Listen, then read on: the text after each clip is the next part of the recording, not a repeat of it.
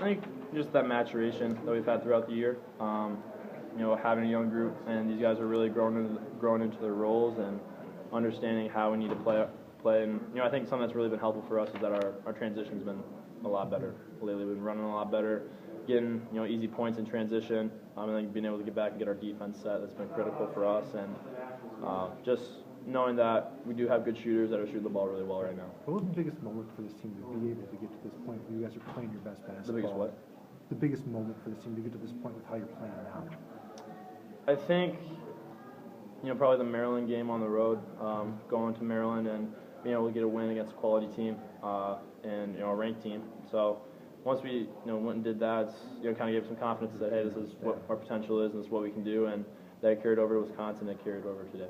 You haven't lost since the Illinois game. Did that kind of send a message, you guys, or something? I mean, we're sitting at 14-13. That's a pretty clear message in itself. I don't think it was a specific loss. It's like wow, we need to really turn it up. But I think we do have a sense of urgency lately, understanding that every game that we play is our biggest game, and we're going to the Big Ten tournament. Not sure who we're playing yet, but regardless who we're playing, we need to get some wins there. With that Maryland game, was it more important for you to see what you guys did on the offensive end in that game or the defensive end? I'd say the defensive end. Anytime Jordan Bohannon can hit 8 threes, we're going to be in a good position to win. But, we were able to stuff them a little bit with our 2-3 zone, and, our zone's been giving some teams problems lately, and we've been really active in it and be able to get steals and also rebounding out of it. Why does the zone and the trap work so well for you guys? Because you guys play your best stretch sometimes in that. Yeah, our zone press is effective for us, and just speeds up the game a little bit. And we like to play at a fast pace, and when you can do that, you get more possessions, and we're confident with more possessions we have very skilled players that can make plays. So being able to speed up the game a little bit, but also understand when we need to slow it down and just execute some of our sets. You made all 4 of your threes. How confident are you right now with your perimeter shooting? Very confident. I've been shooting it well lately.